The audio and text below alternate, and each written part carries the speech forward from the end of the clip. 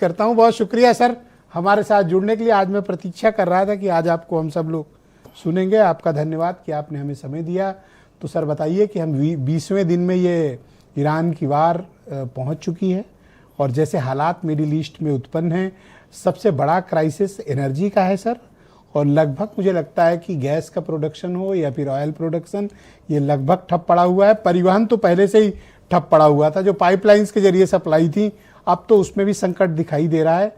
क्या अब एक ऐसे दौर में ये लड़ाई पहुंच गई है जो अब एक बेहद खतरनाक अंजाम तक जाएगी?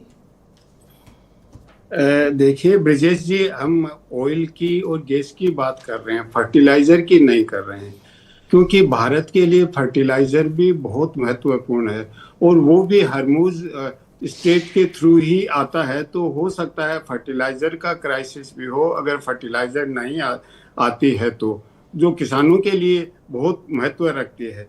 तो आपका जो मेन सवाल है, देखिए युद्ध जिस रूप में शुरू हुआ उसमें इजराइल अपना उद्देश्य पूरा कर रहा है। ईरान अपने रणनीतिक तरीके से मजबूत दिखा रहा है अपने आप को। प्रेसिडेंट ट्रंप और अमेरिका की जो रणनीति है वहां बहुत ही स्पष्टता शुरू से नजर आ रही है। पहले 4-5 दिन ट्रंप ने कहा कि हम जीतेंगे, फिर उन्होंने हफ्ते भर बाद ये कहना शुरू कर दिया कि हम जीत गए हैं, और फिर उन्होंने कहा कि हम जीत रहे हैं, और फिर उन्होंने अपने जो मित्र हैं उनसे मदद मांगना शुरू कर दिया। और मदद के लिए अमेरिका का कोई मित्र जो अलाई थे, नेटो के अलाई भी आगे नहीं आए, और इवन चीन तक से उन्होंने मदद मांगी कि हरमुज स्ट्रेट को खोला जाए कि ग्लोबल लेवल पे क्राइसिस नहीं आ रहा है। इसका अर्थ यह है कि अमेरिका के पास कोई रणनीतिक स्पष्टता प्रारंभ से ही नहीं थी।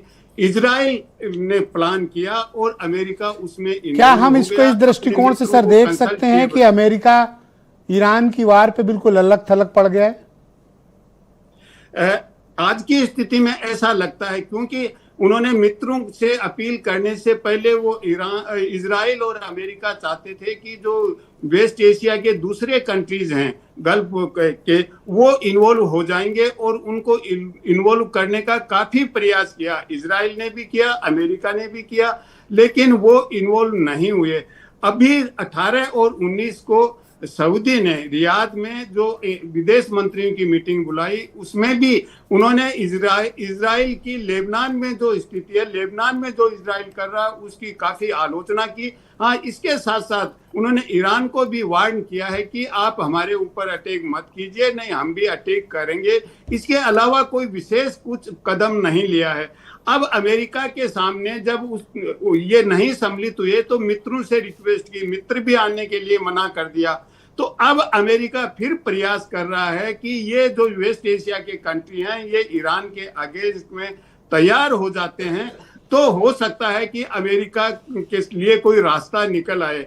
अदरवाइज अमेरिका वार में जिस तरीके से फंस गया है, और ये घरेलू स्तर पे भी ट्रंप का जो विरोध हो रहा है वो भी ट्रंप के लिए बहुत ही खतरनाक हालत है, क्यों नवंबर में वहां चुनाव होने हैं। तो प्रेसिडेंट ट्रंप व्यक्तिगत रूप से सर एक चीज मैं देख रहा हूं, ईरान ने जिस रणनीति को इजाद किया है कि जैसे उनके यहाँ किसी सेक्टर पे अटैक होता है, हॉस्पिटल पे हुआ तो वो हॉस्पिटल को निशाना बनाएंगे, कमर्शियल सेंटर को हुआ तो वो निशाना बनाएंगे, लेकिन वो इजराइल या अमेरिका से कम दुबई, अबू धाबी, दोहा, रियाद, इनसे बदला ज्यादा ले रहे हैं। अब जैसे उनके ऑयल फील्ड पे अटैक हुआ तो इन्होंने सारी की सारी ऑयल फील्ड इन लोगों की उड़ा दी। देखिए इसमें पेट्रो डॉलर का इन्वॉल्वमेंट है, क्योंकि अमेरिका ने 71 में जब गोल्ड से डॉलर को डिस्कनेक्ट किया तो दुनिया की करेंसी डॉलर से कैसे कनेक्ट हो, इसके लिए उन्होंने 1974 में सऊदी से ये एग्रीमेंट किया कि जो भी ऑयल खरीदेगा वो डॉलर में खरीदेगा, और उसको सब जो ऑयल प्रोड्यूसिंग कंट्री हैं उन्होंने फॉलो करना शुरू कर दिया, और वहां से पेट्रो डॉलर की स्थिति बनी। और अमेरिका की मजबूती का सबसे बड़ा कारण है डॉलर का स्ट्रॉन्ग होना, और डॉलर एक रिजर्व करेंसी होना।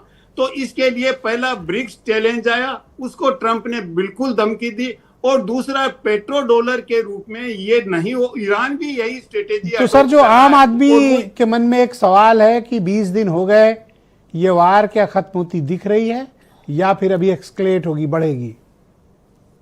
देखिए, अभी मुझे नहीं लगता कि कहीं भी खत्म होने के कोई चांसेस बन रहे हैं, क्योंकि बैक चैनल डिप्लोमेसी जरूर चल रही है। जैसे रशिया भी बैक चैनल डिप्लोमेसी चला रहा है, दूसरा टर्की है, सऊदी है, ये सब बैक चैनल डिप्लोमेसी तो चला रहे हैं, लेकिन मध्यस्थता करने को कोई आगे आएगा और कोई ऐसा नहीं लग रहा है कि मध्यस्थता करेगा। Thank you sir. क्योंकि भारत ने भी अब अमेरिका के साथ कौन मध्यस्थता करने की क्षमता रखता है सर, ये भी तो विषय है ना। अमेरिका के मामले में कौन पड़ेगा? देखिए, जब संकट से उभरते हैं, पहले ओमान ने किया था, जब अमेरिका और ईरान को नजदीक लाए, समझौते की वार्ता चली, तो ओमान दोनों तरफ से बातचीत कर रहा था, उसकी बात उसको बता रहा था, उसको बता रहा था, दो दौर की बात चली जेनेवा में, शायद वो कुछ आगे भी बढ़ गई थी, लेकिन मेनवाइल इजराइल ने अटैक कर दिया तो वो वार्ता वहीं पे रुक गई। तो ऐसा नहीं है कि मध्यस्थता कोई नहीं कर सकता। जी।